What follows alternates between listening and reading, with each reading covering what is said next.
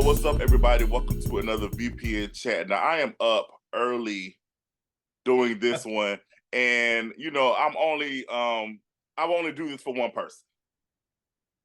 My God. Yes. So welcome to VPN chat. We have the man, the myth, the legend, Quincy Kelly. Hey, I love that, man. I appreciate that. Make me feel important, man. Yeah, you are important. You are very important, sir. So of course you have to do an introduction worthy of who you are, sir. Oh man, I appreciate it. How's everything Beautiful. going? How's everything going, man? I'm good, man. It's a beautiful morning. I'm excited. I was excited to get the tap, man. I've been saying so many great things. I was like, man, when am I gonna get a chance to be on the VPN chat? But no, this is great, bro. I'm excited. Well, this is the episode 13. 13 is actually one of my favorite numbers. So I Okay. was like, yeah, and I told you I'm saving specific numbers for specific people. So, Yeah. you're one of my favorite Yeah. people. So here you go. All right, dope, bro. All right, I'm excited, man. I'm excited. All right, y'all. So Q Kelly has been with me for a very long time. For people who do not know, I know people probably think we just linked up recently, but no, this man was on my very first web series. Yep. But before we get into that, Q Kelly, tell people a little bit about you. Me and Quincy met. He was going to Georgia Tech. I was going to Georgia State. So that's how we met. So how did you transition? You play football. So how did you transition from sports and going into production? Because I mean, those are two different fields, but you know what I'm saying. But how did that come together? That's a beautiful question. Nobody's ever asked me that particular question before. Uh, I mean, again, I got to give my honor to you, brother, because you are actually a key part of how that happened. So while in Georgia Tech, 2007 was the year. A friend of mine that went to Georgia State with you had let me know about a podcast that you were doing. Not a podcast. This is a podcast about about a web series that you were doing called College Daze, and they said you were casting for a role. And at the time, I had a little hobby of acting. Me and my friends would make skits in the dorm room, but I never really had done anything major. And man, we connected, and thankfully that you gave me the role and the opportunity. And I mean, genuinely, the rest is history, because that then opened up my eyes to what's possible. I was 100% terrible at acting then. Thank you for being gracious to me. But then I decided at that moment that I enjoyed the arts. I enjoyed being in front of the camera. And fast forward, after graduation, I went to work for the man for a little while, and it was cool, but it was not what I wanted to do. Mm-hmm. And I sat at my, it was ironic because it wasn't a terrible situation, but I sat at my desk every day and I realized that this is something more for me. So I left that job, and I wanted to find what that something more was, and I struggled, and I stumbled into production. I realized that that's what I loved, and then I realized that I should have had a plan before I left that job. So I went back to that job, and man, started taking acting classes, started working on my craft, and started learning, becoming a student. Because one thing that is a seamless transition for me from sports to production is the grind. Mm-hmm. It's a grind, and you only are as good as what you're investing in yourself daily. With sports, there's always somebody who's trying to be better than you. There's always somebody who's going to be better, stronger, faster. So you have to continuously reinvent yourself daily, and it's the same thing with production. And I realized that I had to have a similar work ethic, getting up early, being able to be on time and be on set, and being able to be on set for long hours, and all those things played a part in making sure that I was able to make a seamless transition from sports to production. Awesome. Yeah, man. That's a good story, man. Like I said, I never we talked a little bit about you getting into, acting and production, but we never really talked about the correlation Yeah, of yeah, you being a football player and then you coming into the world of acting and production and stuff like that. So yeah, yeah. right. Thanks for asking that question, man. You're a great interviewer. Don't, hey man, don't big my head up now. Don't do that. But you talked about I want to touch on the thing you were talking about. You should have had a plan. Because that's something else we have in common too. I didn't know that part of your story as far as you leaving your job, coming, going into production, then going back. Because Yeah. the same thing happened with me, and man, my when I left the news station the first time, my contract ended, and they asked me if I wanted to renew it, and I was just like, no, I think I'm gonna do the filmmaking thing. And I really it's twofold for me. I'm like, yes, I really feel like I did step out in faith, and I did feel like a lot of things happened, good things happened while I was away. But now that I'm older and looking back, I think another thing for me was leaving because I was tired of the situation as well. And like you said, Mhm, I honestly didn't have a plan uh mhm, leaving. mhm. You know what I'm saying? After I left, I was just like, I'm just gonna leave. I said, this Yeah, it. I said, God, this is it, and I'm about to peace out. right. So I think just now that I'm older and taking a look back, it was like, yeah, I really should have had something like kind of together, like an actual plan together, before, because like it is hard. Like I said, when you really step out, it's Yeah, the struggle is real, like right, for real. right. So man, I definitely get it. But yeah, we're gonna talk about college days, man. First of all, um, you said you were not that great of an actor. Well, I wasn't that great of a director. So I mean, Hey, so we were out there figuring it out, we were man. figuring it out, man. That's what I like to say, man. We were definitely figuring it out. I definitely appreciate you, bro, for coming in. You ain't know me from anything. But you Mhm. came in because I mean with colleges, bro, it was honestly it was just a passion project. I literally had these scripts, and it started off with my friends. I was like, "Hey, I want to do this show," and there was none of these people were actors. None of these people was Right, trying to be. None of the people were trying to be actors. They weren't even trying to be a part of entertainment, but because they believed in what I was doing and they loved me as a friend, they was all right. We're gonna do this for you, and then going into season two, and of course, we met. Well, I met Monique, Brittany Monique, and that's mhm. that's how that's the connector between us. And for people who never watched College Days, Monique played my girlfriend on the show, and my baby's mom's, and and then Quincy was somebody I went to school with. His character was somebody I went to school with before I transferred to Georgia State, and he continued to torment me. I don't know why. Ah. I don't know why he was at the Georgia State campus. I don't know why he was there. And then come to find out, him and my ex started messing around. So that's the story between our characters or whatever. I just remember when I first saw you, bro, I was just like, this guy is huge.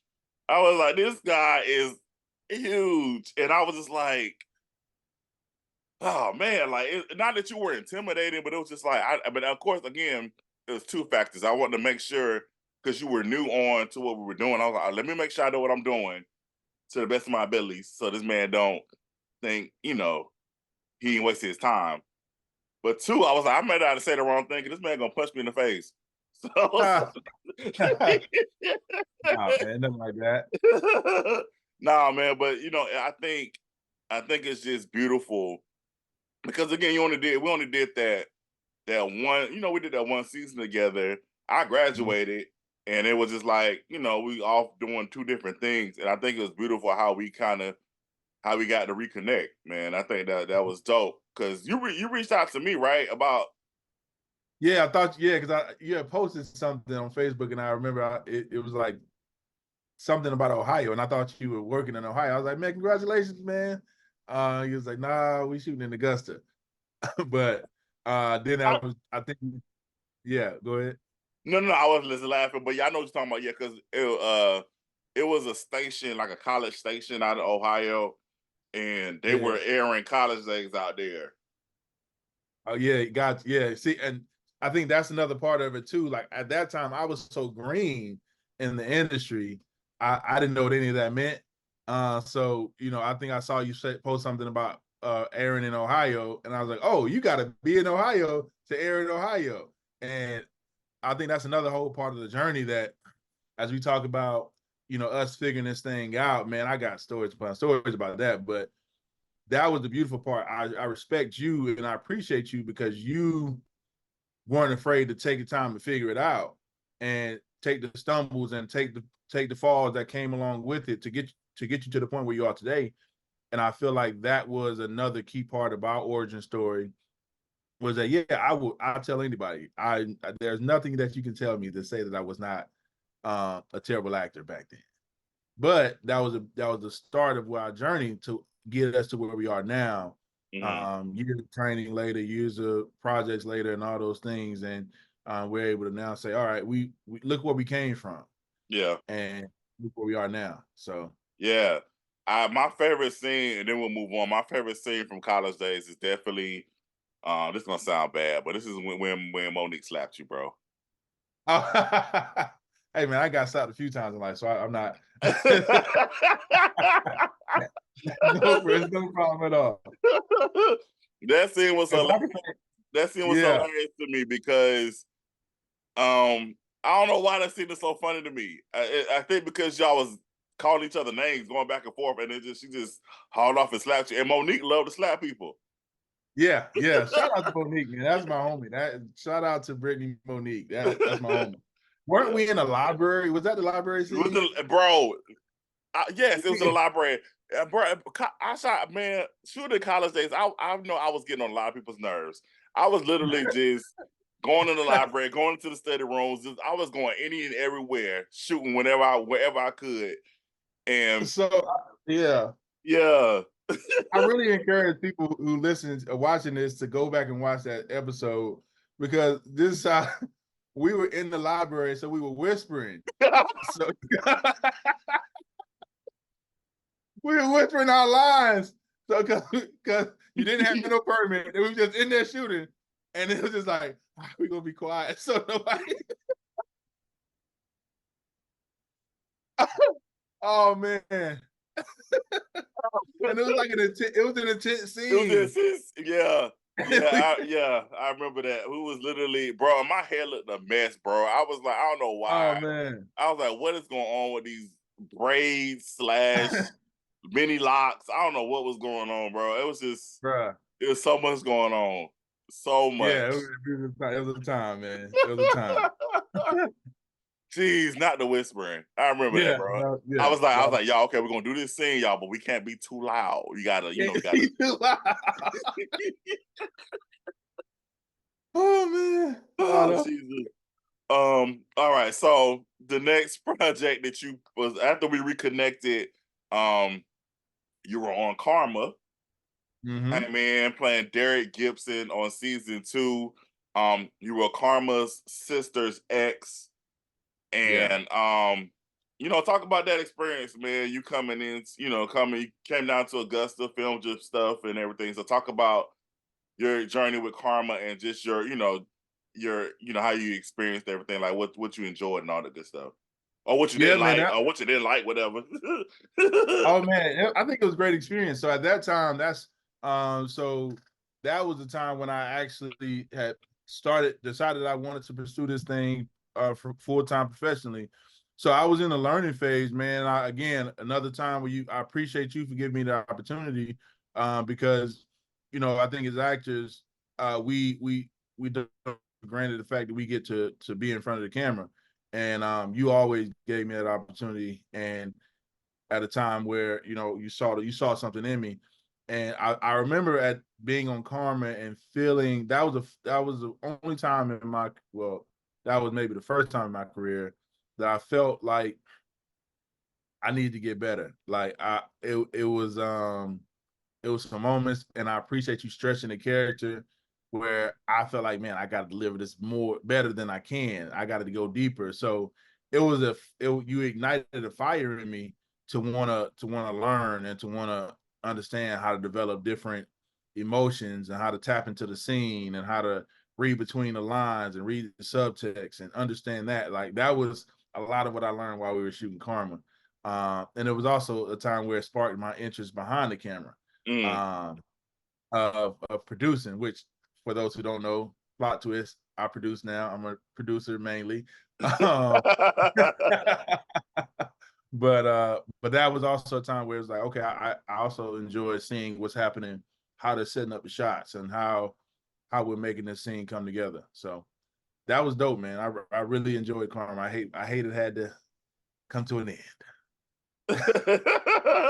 Man, I talk about that. I've talked about that show so much, in a few VPN chats, and then I've been mentioning, saying that a lot of people really enjoy that show, and I'm honestly shocked that people enjoy that show, and not because of anything you all have done, but it's just for me watching it, I'm just like, yeah, that could have been done a lot better, you know. Oh yeah, But like you said, man, we grow, we evolve, and so of course you're gonna look back at the stuff that you've done, and you're like, we can be very critical of ourselves. You know, I mm-hmm. know at least I can, definitely. So, um, yeah, I like I said, that show was definitely a learning show for me. I definitely learned how to pivot on that show. Yeah. There's a lot Right, of things, there's a lot of things happening behind the scenes that we had to, sure, had to do. Had to make some yeah, changes, and but that show quickly taught me how to not stick with just plan A. So sometimes you got to have a B and a C. If you want your vision to come to life. You know what I'm saying? It might not be your original vision, but if you are still trying to have an end product, you got to make sure you have specific backup plans in place. for sure, for sure. I think you're the Yeah. master at that, man. You definitely were always the master at making sure no matter what you got to that end goal, which again is another testament of you, man, because a lot of people don't finish. A lot of people don't finish where they start. You are adamant about that. So Yeah. yeah. So, I'm gonna bring this up. All right. I'm apologize in advance. Awesome. Um, not just stick your chest out. Um, so if Lovers Lane was definitely my first venture into more mature rated things, but Karma was my first actual I think I want to say a preview to what we did, and that actually starts with you, sir. Mm, So okay. I just want you to know that scene with Derek and what was Tina's character's name? I cannot think of her Yeah. name. Yeah, that scene against the wall. I know exactly. I That know the scene that exactly what scene you're that talking about. scene got a lot of people attention. Honestly, bro. Honestly, that scene is the reason why some people hit me up. Was like, "Oh, I want to build a show. I want to build a show." Wow. Hey, it was an intense scene for sure. Yeah, so I just want to say, sir, thank you for being the precursor to what we started doing now. Hey man, listen, however I can keep the needle moving, brother, I'm here. Got your back. I didn't know that though. I for some reason I felt like you had already been doing those type of yeah, I didn't No, know I that. mean we were doing it, but it wasn't to that extent. It wasn't to the close up angles and all this other stuff, and Yeah, to that yeah, yeah. intensity of Right. actually showing the act of it. You Yeah, know, right. so Just for everybody, we didn't do it. no, no, they did. They did. This is not a pornography set. Yeah, Con- 100% accurate. 100%. Contrary to popular belief, since people always want to act, because people want to always ask me, are these people doing it for real? No, people, they're not. Right, right. I Nah. want you. I want you to touch on that though, because again, since you have had experience in doing those type of scenes, talk about the unsexiness of it, because it's not like Yeah, y'all are actors. I mean, of course, y'all are making it look realistic as possible, and making it look as sexy as possible and appealing as possible. But in reality, it's a whole different ball game. Yeah, I mean, I think that so I'm gonna go ahead and put myself in the same name. Damon Idris said it best in an interview once when he had to do a scene in a movie with what's the twins? The twins that sing together. Haley and Oh, what's the Chloe yeah, Bailey. Chloe Damon tried to do that scene. But I mean he mentioned it perfectly. It's so uncomfortable. It's nothing like you would, you got people watching you standing in front of you. You got a director saying cut, all right, stop, turn this angle, do this. It's a very technical process. So it completely takes away any idea of there being intimacy in the moment. And so that's what I think about. And I tell people all the time. But of course, do what you feel comfortable with. But as far as it being something that's like, oh, am I going to want to be with this person after this? It's not. You don't think about that. You think about all the people that staring at you and doing your job, honestly, Yeah. more than anything. So shout out to Tina though. She's a great person. Yeah, Tina is dope. And why can I not Yeah. remember? Why can I not remember her character's name? I Why cannot cannot? remember. It's Yeah. it's Melinda. Melinda. That's it. Yeah. You're right. It's like a million characters, bro. I done created, and I know people be like, "You don't remember anybody?" I'm like, bro, listen. Once it leaves the dome, it leaves the dome. I understand, brother. I understand. Listen, you pay more than I have, and yeah, so I get it for sure. Here's another thing. You probably gonna. I'm gonna apologize for in advance. We have to talk about the failed project that never happened. That's what I thought you were going. I thought you were going there a Yeah, moment ago. we are going there. Yeah. So Uh-huh. Quincy and I, and along with another production partner, we were going to do a show called Lovers and Friends, and we had a whole audition process and everything, and we had casted, and Oh, it just didn't happen. It was like yeah, the week after, it was like we're gonna scrap this project. yeah. I mean, it was, man. I'll say again, another leg of learning on the journey. That hurt. I was sick for a little while about that one, man. But I also then realized the learning lessons in that was order of how you do things and making sure certain things are in place. Yep. But also now, being so many other projects in, you realize it's not as uncommon as you think. Unfortunately, in the industry, sometimes things just don't come to light. But that project for sure was one where it hurt, man. It hurt not to be able to go through with it, and it hurt to not be able to deliver what we wanted to deliver or what I wanted to deliver. Yeah. And thankfully we were able to mend and do other projects together and do stuff. But that was definitely a learning curve on a lot of things. And if I could stop, because I do want to talk about this to Go all the ahead. producers out there, because I've been having these conversations a lot recently. When you're producing, you always want to produce with what you have in hand. Mm-hmm. And so what happened with that project was that we had some investors that were committed to investing.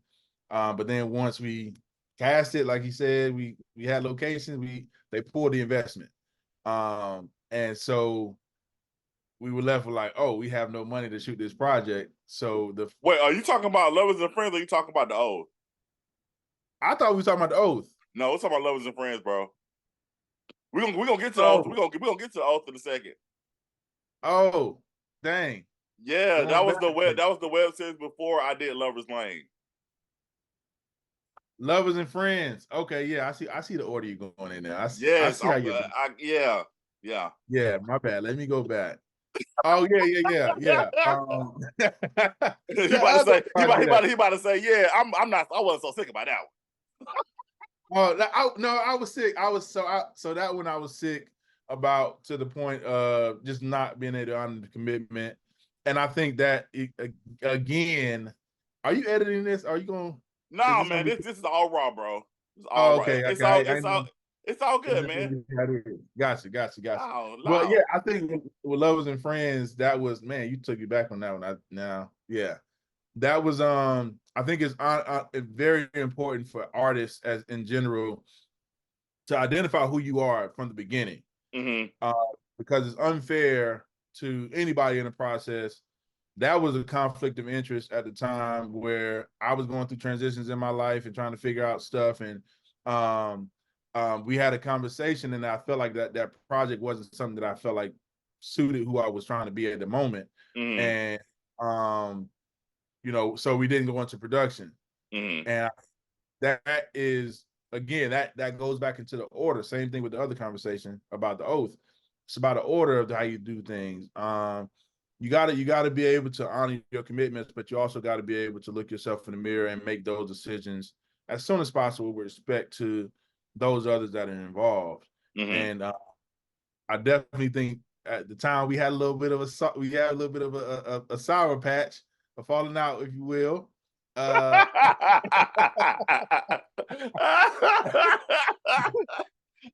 that, because I could It have my was brother Carter. Go ahead. well, no, what you going on? Finish. I'm sorry. I said my brother Carter was kind of heated at me. Um, I think I was more so. I was upset, but I was more so like, dang, we really wasted these people's time. And I really, that's one thing I really hate to do, because I tell people all the time, bro, like, you can always get money, but time you can never get back. And so time is a valuable asset for me. And I hated that we went through that whole process and it was like, dang, nothing came from it. Well, I'm gonna say nothing came from it because actually Lover's Lane came from it. Because like a few people that came to the audition, I ended up casting them for Lover's Lane. So um, yeah, everything, I feel like everything worked out how it needed to be. And it's funny because I remember you hit me up, you was like, is that why I got run off the show? Cause you thought I was mad at you because oh yeah, because of yeah, karma. That's you thought. I was like, nah, man, it ain't got nothing to do with it, man. I'm just going with the story. We ended up, yeah, it was a lot of transitions going on with that show, bro. Um, yeah. so I just want to say that had nothing to do with the failed project of Lovers and Friends. I'm publicly saying that had nothing to do with it, even though you are insistent that it does. No. Listen, man. We You were insistent, bro. back then, yeah. But at this point, in hindsight, but I do want to say this too to that. Like you said, what I have realized too is that no time is wasted. Like even if at the moment, because at the moment, I definitely know that I didn't understand. It was a lot. It was very tumultuous, Mm, but I do honestly feel like if I would have swallowed it and continued further with the project, it wouldn't have got what it was supposed to get because I wasn't authentic in it. mm, Um, and I do like life. I was just, man, talking to my son about this. Life is full of tough decisions, tough yeah. moments, and you gotta be honest about those moments and take whatever comes off of that moment, and then know that no matter what, you were honest about it. And like you said, Lovers Lane was able to come off of it. But of course, never want to waste anybody's time, but I definitely want to encourage everybody out there listening to this right now. Always, always, always, don't shy away from the tough conversations Hmm. and be true to who you are. Um, because if we're not true and authentic to ourselves, we're just holding up ourselves and those around us. So Yeah. I agree. I definitely agree with that sentiment. Definitely, you definitely want to make sure that you are being 100% authentic in anything that you do. Um, yeah, and when you're doing that, just make sure you just taking it, like you said, the longer you wait, the worse off it's gonna be. So I want mm-hmm. to say to you, I appreciate you, even though at the time I was upset. Looking back at it, I appreciate you for your honesty. Yeah, Because like you said, man, things could have just definitely went left things would have continued on. Because eventually, like you said, if your heart's not in it, it's there's no value to it. You know what I'm saying? So I think, and I think, I know, because God is all knowing. So he definitely did his big one on that. I think, again, Yeah, even at the time, you know, it caused a little friction. But we here. did We here did though. yeah, We here right. after. Oh, But that's a testament to our friendship, bro. I think, like you yeah. said, it's important to you're not always gonna be in the ups on the friendships. You're gonna have downs too. But I mean, if it's a true authentic friendship, you're definitely gonna take some time and then you come back. Mm-hmm. So, you know, Yep, exactly. Yeah, and that's what we did. Now we will say this, Carson. You can say that you didn't write me off karma because of that, but you definitely didn't let me get on Lover's Lane at all. because I already knew what Lover's Lane was, and I knew you weren't going at the time. You were not going to do that, Quincy. You was not doing it Oh, at the. I was like, I man, it's like, I knew you. I was like, nah, quit, nah. I that's why know they they. asked me to come by set. They come by. They asked me to come.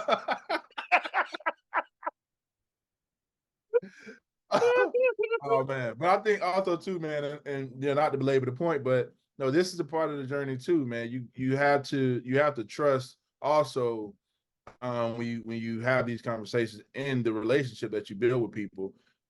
You echoed it, man. You have to have those conversations as soon as possible, though. That is the one thing that I do the regret that we could have had a conversation earlier. But yeah, man. So I appreciate you. Continue to rock with me still, man. I mean, I appreciate you rocking with me, bro. I mean, listen, Yeah. it's a two-way street over here. Hey, listen, man. We are about I don't know how many minutes in, but I know I didn't ask. Is my audio okay? I, I'm definitely not editing this, like at all. I'm not editing this out. No, your audio is perfectly fine, bro. Okay, good. I just realized I'm like, man, I didn't even check my audio. um. Oh Okay, man. so let's move on, man. So the oath that was before we did redemption for Easter or after? Yeah. No, that was before. That was before we Before. did. Okay, Yeah. so with that being said, so now you can go into your speech about the oath because Mhm. Yeah. that was Yeah. another project that didn't happen, unfortunately. We had, and it's crazy because it comes up in my memories. I'm like, dang, bro, I said, this is gonna be amazing. We had the whole table read, and it Mhm. was, and when I tell you, my bro Quincy is one of the most mainstream independent producers I've ever met, bro. No, and I mean that as a compliment, bro, because it's like you truly, this man gonna have the signs. He got the name plates. He got the scripts all laid out. It's man, I'm telling you, bro, you are definitely, and I mean this truly from the heart, and as a compliment, bro. You are one of the most top notch professional mainstream independent producers that I know. Cause you gonna treat everything like, yo, we doing it like the big boys, and I appreciate that, and I always look back and I'm just like, man, this man is amazing, with your vision for how you see things, um, on a grand scale is amazing, and it's inspiring because it reminds you. It honestly, when I look at it, I'm just like, no, Crosby, you're not doing a little project. This is something. This is a for real. Even though it's independent, you still got to treat it as like the people in Hollywood would do it. So like I appreciate you, bro, for always thinking big when it comes to even the little small things. So I definitely appreciate that about you. Um, I appreciate that, man. I yeah, appreciate that. I'll say that going back to your first question about my my transition from sports to the arts, that was kind of always instilled in me. Back in high school, you practice and prepare like you're gonna play on Sunday. You practice and prepare like you're gonna play in the majors in a professional. Excuse me. You practice and you prepare like you're going to be playing on the next level. So then that way you become on the next level before you know it. And that's my whole vision, man, and my whole desire. Like I do appreciate everything the independent market is allowed, but I want to be able to compete with the majors. I want to be able to, when people walk on our sets, they don't know what, if it's $100 million budget or It's a $2 million budget, or even $200,000 budget, or $200 budget. Whatever the level, we're able to produce the same quality of experience. And I think when we produce that quality of experience, it raises everybody on set. It puts everybody on the notice that, okay, I got to bring my A game when I'm stepping on in front of the camera, or when I'm lighting this scene, when I'm behind this camera, whatever the case may be. So I appreciate that, man. And that was, I would say, that was one of the reasons that it hurt so much when that didn't work out. Because this was it, because we talked about it. We were like, okay, this is going to be our statement piece at the time. Yeah. This is a project that we do together, and we're gonna put everybody on notice. And as I mentioned before, we cast it, we had everything, we had the table read. The funding fell through. And they decided at the very last minute they didn't want to do it anymore. So Yeah. that hurt. That definitely hurt. Yeah, I agree that project definitely, for sure, that was a tough one. I remember when you told me about the investors pulling through. That was a tough conversation. Not anything as far as between us, friction between us, but just the whole. Once again, man, it was just hard letting the actors know like we weren't doing it, and I was just like it was just. That was Yeah. rough. That was rough for me. And you know what's funny, bro? Even to this day, and shout out to Mara Gale, man. She's such a beautiful person. Even to this day, man, she still is like, Carlson, I can't wait to work with you. I'm so excited, because she was supposed to be in the movie. And she was like, yeah, I'm so excited. I'm ready to work with you. And it's just to this day, and I still think about that project. And even though I'm in a different phase of life right now. Um, I'm going to go on record in saying this: if something were to happen, I would not object to still producing the project. Yeah. So I'm going on record saying that. I know a lot of people be like, "You're not retired. You're not retired." I am. But if someone were to say, "Hey, I'm going to give you this to make that come to life," then I will be there on set to make sure that it happens. I ain't picking up no camera, but I would definitely be on set to make sure that nah, for real, I would definitely produce that project, because even to this day, I think I read it recently and I was just like, this is a good project. Like, it's Yeah. still to this day in 2024. It's Yeah. still a good project, and it's still needed, bro. Like, it's still crazy things happening with our community, and people need to still see the project, man. I still believe wholeheartedly in it, but that's another conversation for another time. That's it, man. I think I mean, it really is those ones that got away. It doesn't matter that we did so many projects since then. It's still the fact that that one got away. Yeah, And I think about it too, man. And I'm with you. We've had these conversations. I guess we don't want to put all out here now, but yeah, definitely if the stars align and we can get that to go, man, I would still. I think that's a forever timeless piece too. So I would still be open to doing it. But you yeah. know what I think too? I think also, kind of going back to what we were talking about earlier, I also feel like the timing of it, like at the time, yeah, we were ready. We wanted to do it, but a piece like that, I don't think we would have done it justice, because it was going to be a lot of learning that Mm, went, mm. and I guarantee we would have fumbled some part of production, some part of the process. And I think about that too with a lot of stuff. And I was watching an interview with Ice Cube. They were talking about when the NWA came out, the Hmm. movie, and they was like, "Why? So why now? Like, why now?" He was like, "We ready. We're finally ready to do it." And I feel like that's at a certain point, like we get to the points where, all right, we know that we know the caliber it takes to create a project now. Yeah, yeah, and even we also know the shortcomings. Then there was a little bit of naivete in a part of the process where you're like, okay, we can do this, but we didn't fully know what it would take to get it done. Yeah, And I think again another part of the journey, and also maybe God protecting us and saving that project, because it'll happen when it's supposed to. I agree. I definitely agree. Looking back, like you said, looking back on it, man, I definitely think we've grown a lot more. We're more Mm-hmm. mature. Um, you know, I think like you said, I think if we would have probably I think we would have done it. It would have happened. Then we would have got the Right. job done, but I don't think we would have pulled it off to its full capacity like it needed to be Exactly. pulled off. You know what I'm saying? So yeah, I agree with you, man, on that. You saying that, I agree.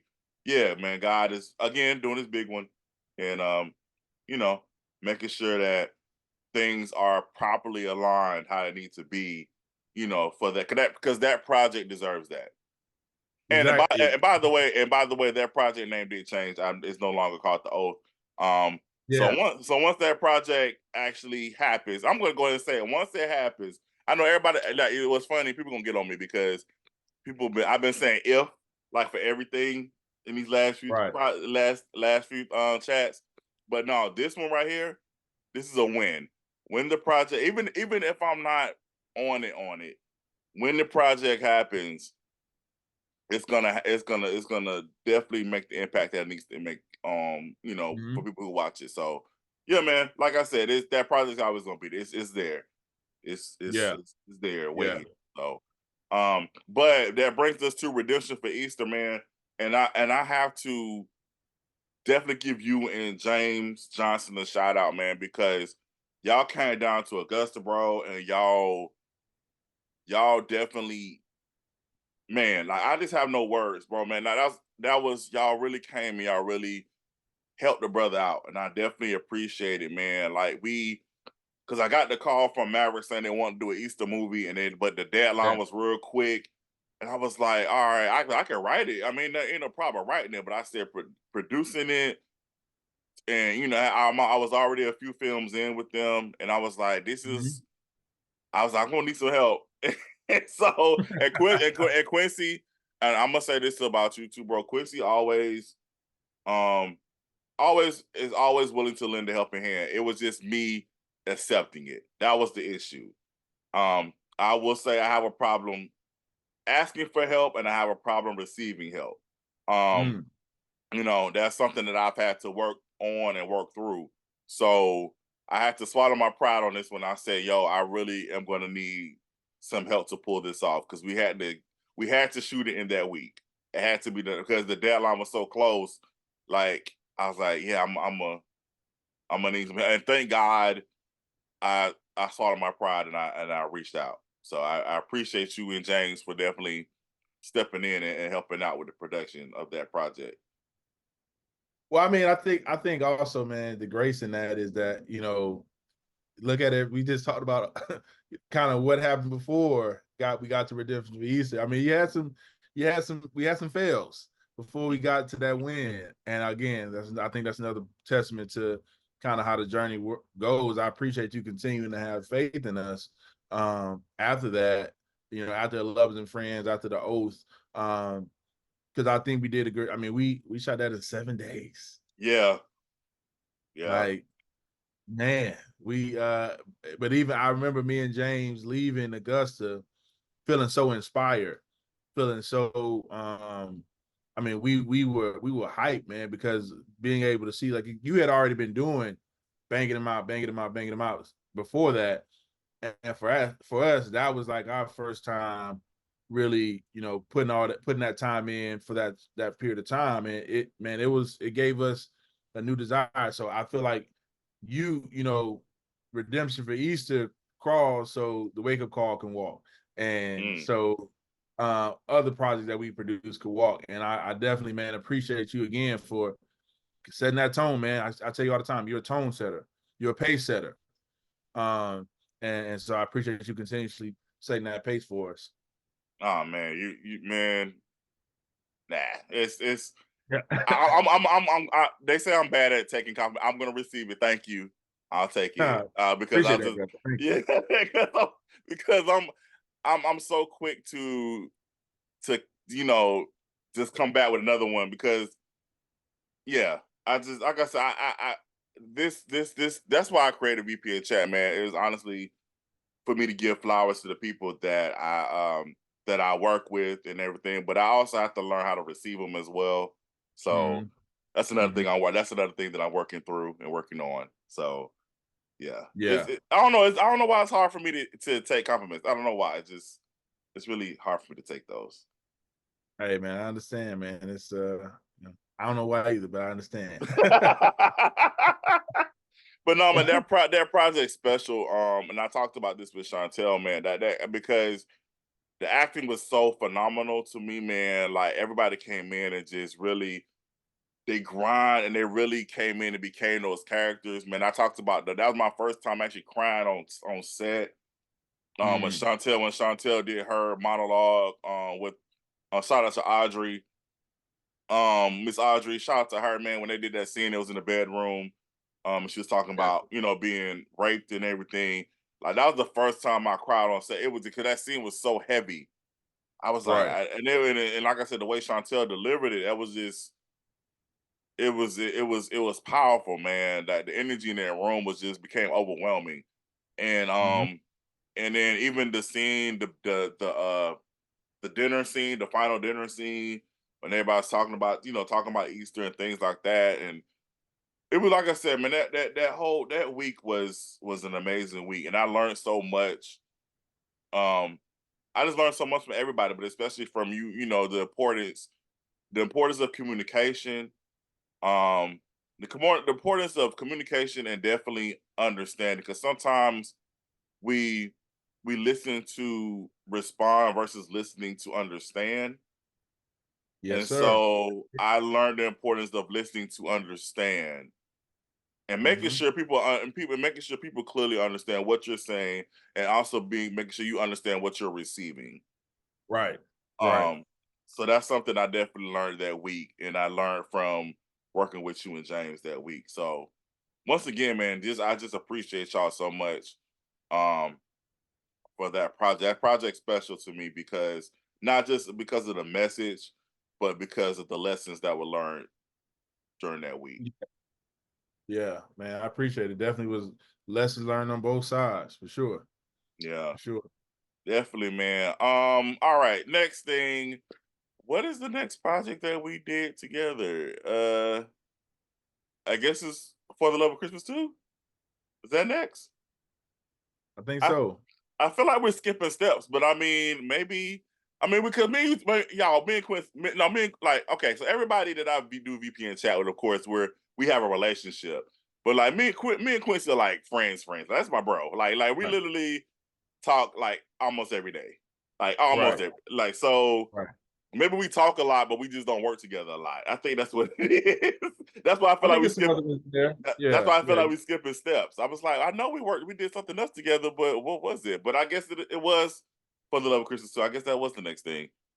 yeah. I So mean, we definitely done other stuff together. I mean, you came over to the One Accord world and worked on stuff, and but we can, even Chicago. We ain't talk about Chicago. oh no no Uh, no we gotta talk about that because I talked about it with Risha. We gotta talk about Chicago. So okay, yes, we went to Chicago. Shout out, yes, that was a fun time. Lord. We did A Woman's Worth, the Mm-hmm. one act play version, and we got the opportunity to go to perform in Chicago. And I definitely we just definitely just told this story, but I'm willing to tell it again. First of all, the trip was amazing Yeah, it was a time, man. for the most part. It was Yeah. amazing. Um, uh, the drive up there was cool. Like me and you actually drove up there. Yeah. Um, Erskine will claim that he drove up there too, but Erskine did not drive up there. Thank you. Thank you for saying that. Thank you. This is on record. We're gonna make sure we send this soundbite to him so he can remember. I can Erskine, send not, it now back. Erskine did drive in Chicago. Though I will give, he did drive, but Erskine did not drive up to Chicago. I remember Right, specifically it was me and you. right, right. But no, time was had, man. We had a good time, man. But bro, so and like I said with Rachel, so we're doing, so for people who didn't listen to the interview with Rachel, you're gonna listen to the story again. So if you did listen, you'll get it twice. But if you didn't hear it, here's the story. So we're on stage, y'all, doing this production, and we're doing a fabulous job too. Like we know we tearing it up, right? Amazing. You know, and mind you, on it, they gave us only 20 minutes, and we had already timed it. I think the play was like 1930 or something like that. But they had me get up there and do this stupid, silly introduction, and I didn't know the introduction was a part of the time of the play, and it was so silly, it was so dumb. So I'm literally delivering my line, and we're almost at the end. Was that close? Yeah, closing We out. was Yep. at the end, towards the end. They cut the lights off on us while we were on stage, Yep. and I could not believe it. That never happened to me before in life, Auditorium full of people. Yep. and I was just like, "This is really happening." So we got off the stage. Then I'm backstage having to fuss at the janitor because she fussing at me, talking, "So you're not supposed to be in this room," and I'm like, "Y'all put me in this room." And so it was the whole thing. And so they was like, "Y'all want to come back for like it was a weekend workshop." I'm gonna put quotations on workshop. Weekend workshop. And they was like, "Y'all want to come back for the workshop?" I was like, "No, we're not coming back for the workshop. We about to go check out Chicago. We about to go get this pizza. We about to go get this popcorn. We about to go look Yeah. at this. We about to go look at this the bean that everybody be talking about. We about to go and explore the city. We not coming back to this doggone workshop." Then we Yeah. then yeah, then we came in third place. We should have came in first, but whatever. Yeah. You know, I think it's it's great because that's, you get to find out who your friends are in moments of crisis. And that was kind of the first real crisis that we all kind of endured together. It was everybody had their own little reaction to it. But I just remember my man from the theater saying, "Hey man, we want to extend an olive branch to you." It's like, I don't want that. I don't want that olive branch. Oh, my man Carter was 10 toes down. It was a wrap. But no, it was. I mean, it was definitely, especially because we had been rehearsing for so long before then. Mm-hmm. Um, Man, we took the whole cast up in the van. I think it's like really setting we had to drive from Augusta or Atlanta to Chicago to Mm-hmm. do this. Then for that to be the outcome, man, it was crazy. But again, shout out to my brother Erskine for being a part of that, and then Rachel and everybody else that was in the production. And Yeah. we got to experience Chicago for the first time at that point, and it was a great time. Yeah. Like I said, that's why I said overall the experience was great.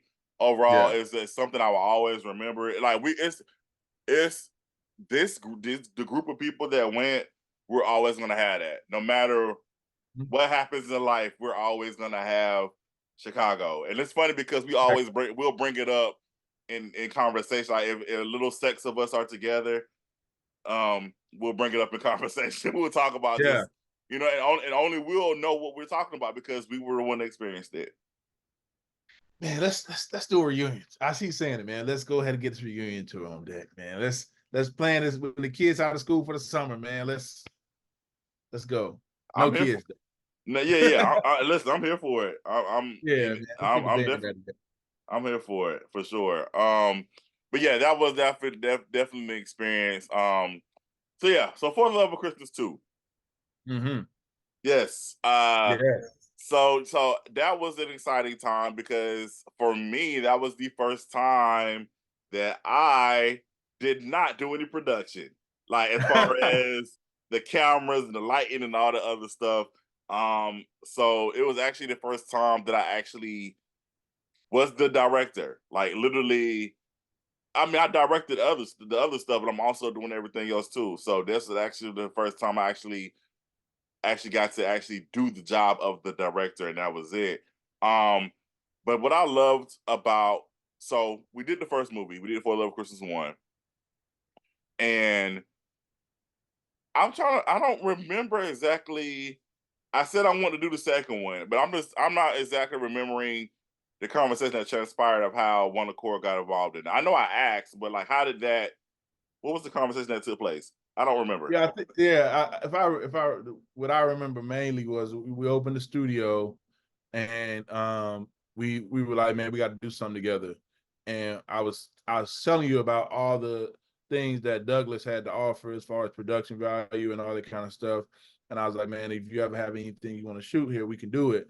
I have to shout out the BBI students, the Bridge Builders Initiatives students.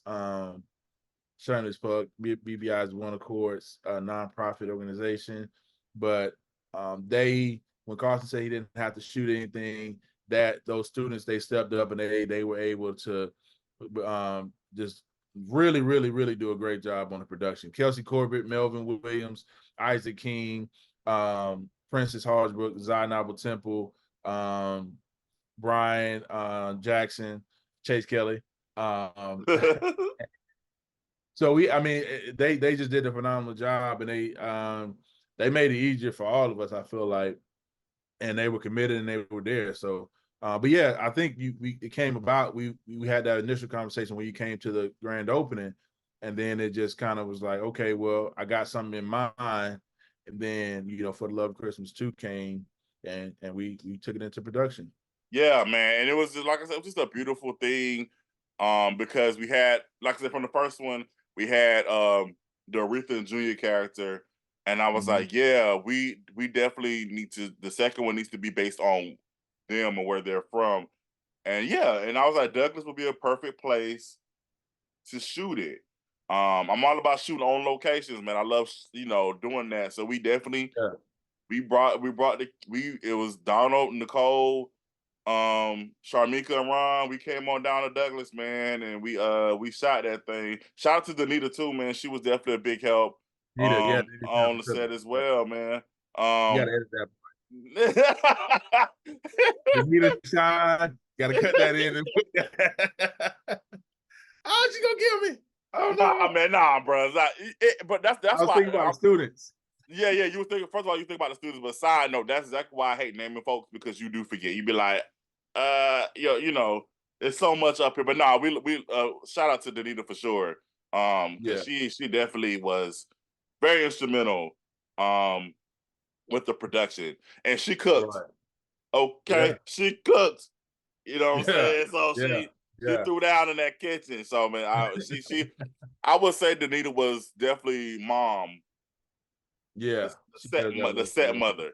So Right. we definitely Right. appreciate you for sure. But yeah, so we came on down to Douglas, man, and once again, Q Kelly's gonna Hollywood it up, bro. It's like Q Kelly.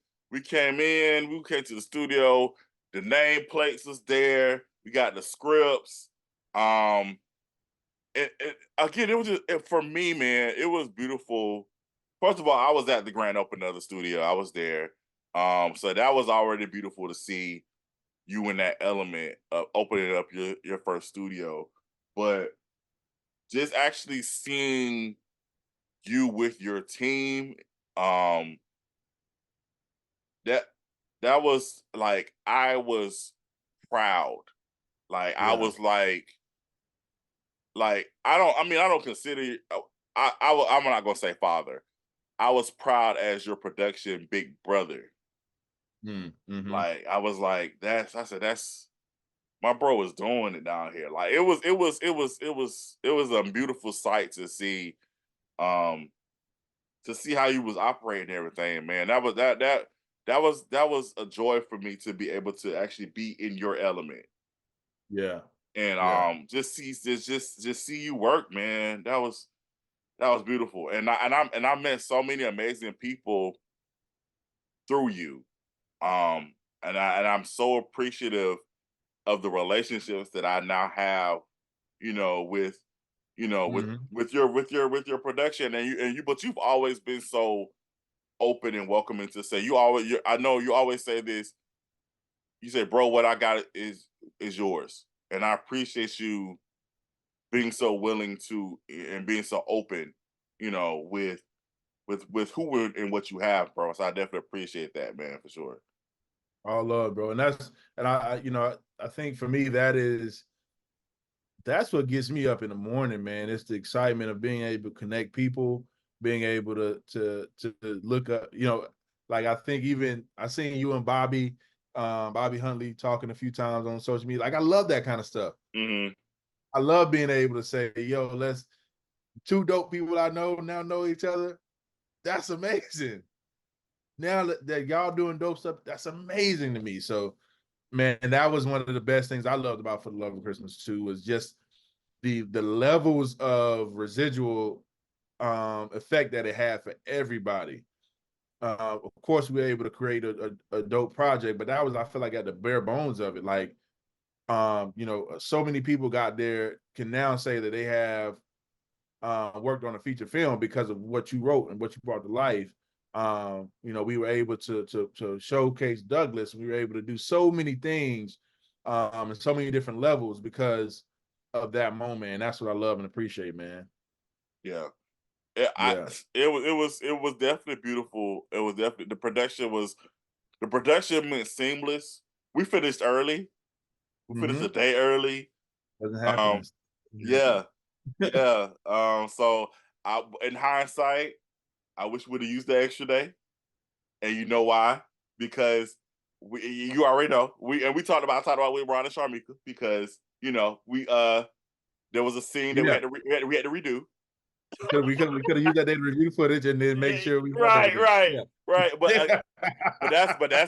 But that's the process of learning and growing, bro. That's a process Mm-hmm. of learning and growing. So we definitely know, you know, if there's the next time, we definitely know. But Always. nah, but yeah, man, I think overall though the project was beautiful. Like I said, overall it was just I have to just again it was the like you said the movie itself we got it done beautiful. That's the foundation. It was the relationships and just the lessons of the week for Right. me. And I know Right. for me, I'm gonna be honest with you, and I know y'all sense that a lot of people was joking with me about it, especially your people. But it was like, Carson want to do something. He want to do something. Like I felt like I was itching. I was like not. Oh, I was not moving. Um, right. but again, it was just amazing to see how you. You're an amazing teacher, bro, and it was amazing to see that your students and these are grown people, by the way. I want people to understand this. These are adults. But your students, they obviously um they retained everything that you taught them because they was just moving. All I have were points, all these other technical terms and all this other stuff.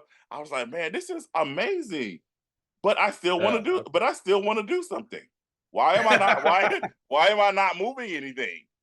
And the thing was, Quincy and the students would not let me touch anything. They would not let me do anything.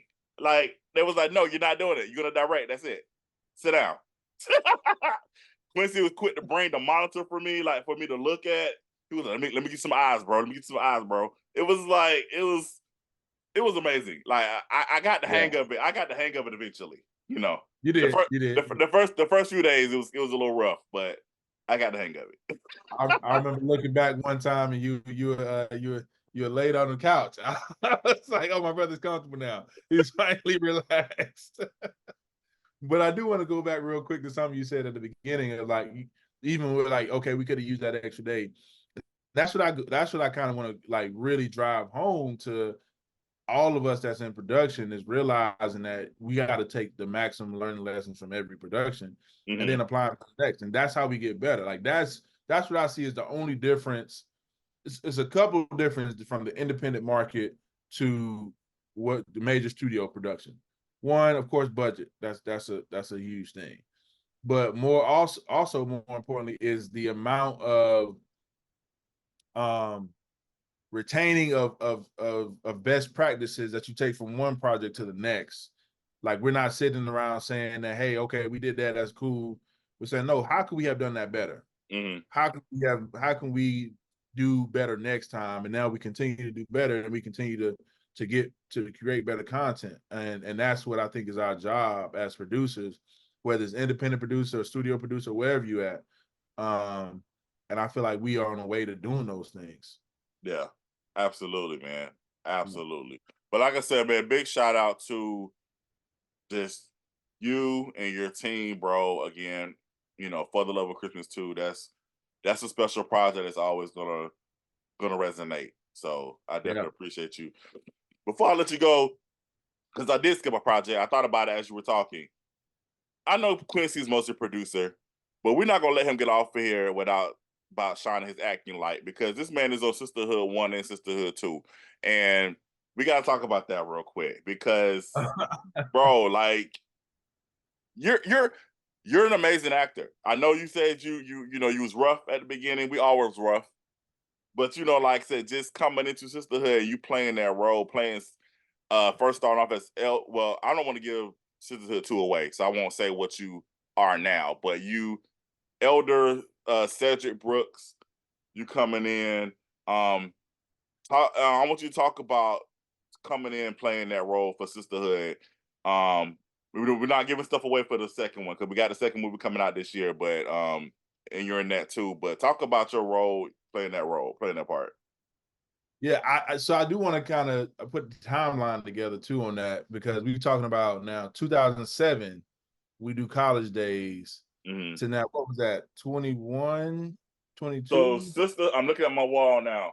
So Sisterhood came out in 2019. 2019. Okay. All right. Yeah. So that's 12 years for me that I feel like it was my duty to get better in. Like I had to become, I felt like at that point I was so much more comfortable with developing character and really identifying the moment in the scene. And it's just so many things that I felt like I had evolved in. So my mindset going into that was different, to the respect of I had a job to do. I had to bring your character to life as best as I could. Mm-hmm. And I loved it, man. I loved it. And don't get me wrong, let me make sure it's all clear. I love acting. I still love acting. If anybody want to book me for anything, hit me up or hit my agent up, or let's work. I'm just let me This man was on Chicago PD.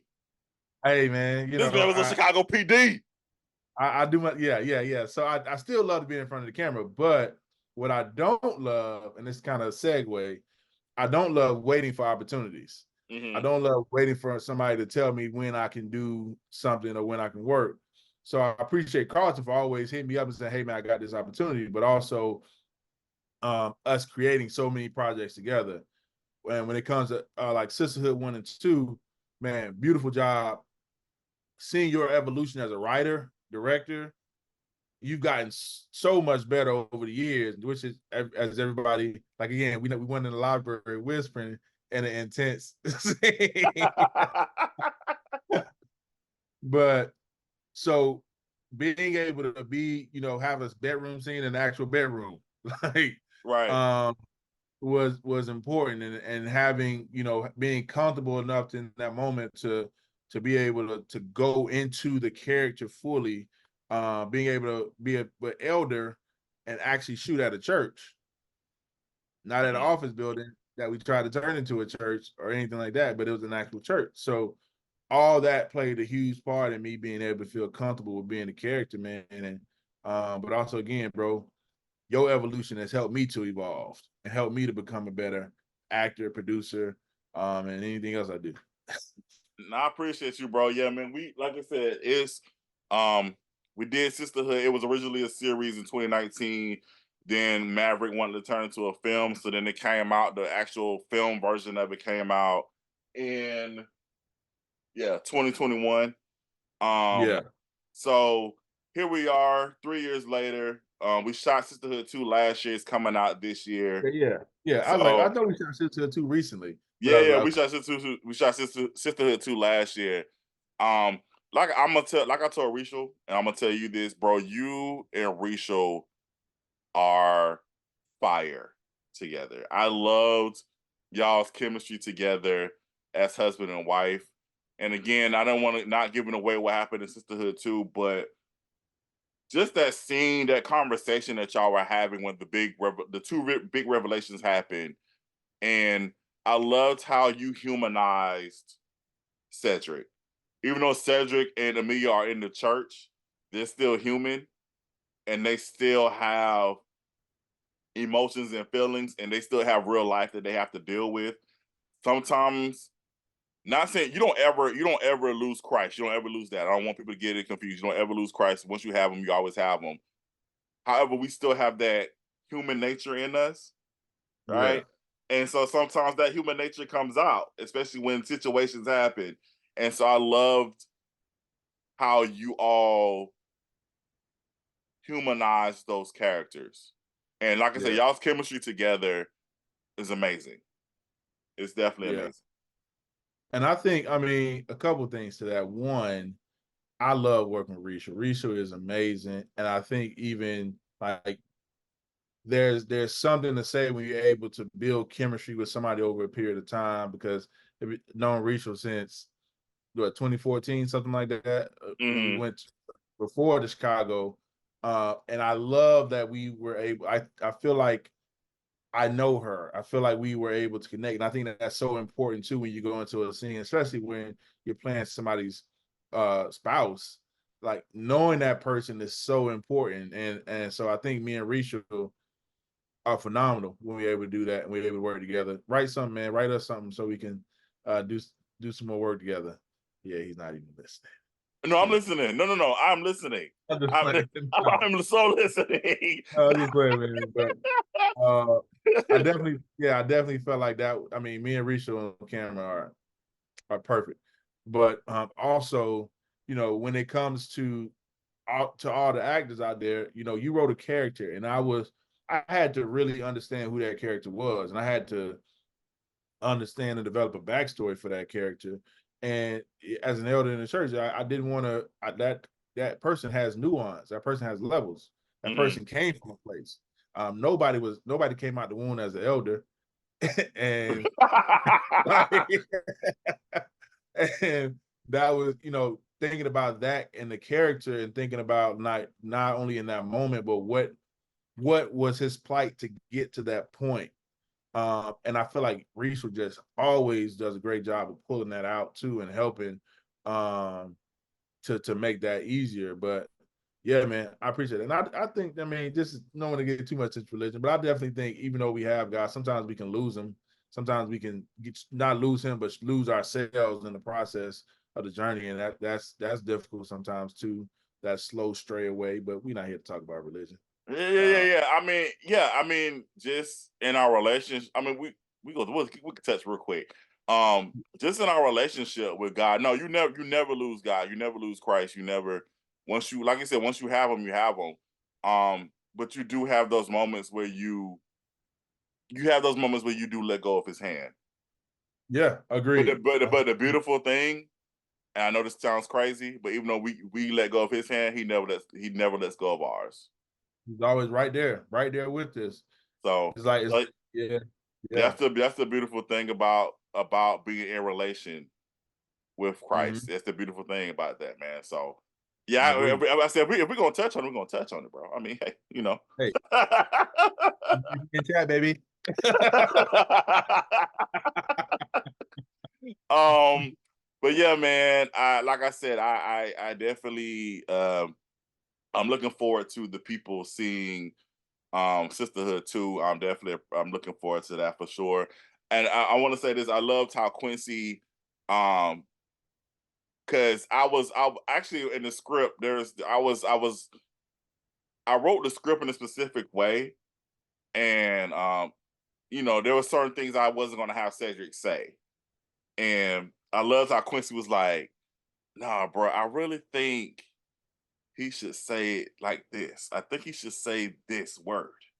And I was like, I said, if you're comfortable, I'm fine with it. I was just trying to be, I was just trying to keep it a little PG a little bit. But I mean, I was like, if you wanna go there with Cedric, we can go there with Cedric. If I said that's what you feel the character would do, because you're Cedric in this moment, then you know, have at it. Yeah. And I appreciate that, man. I appreciate, the respect on both ends. Because I think that speaks a lot, man, to the relationship that we've had over all these years. And but even like, yeah, as an actor, That's one thing I've learned. First of all, of course, learning to be grounded in who you are and know who you are. But then in that, knowing how to evolve into somebody else, because you have to be somebody else for this character. Mm-hmm. Can't be, it can't be because of Quincy wants to do this or Quincy doesn't.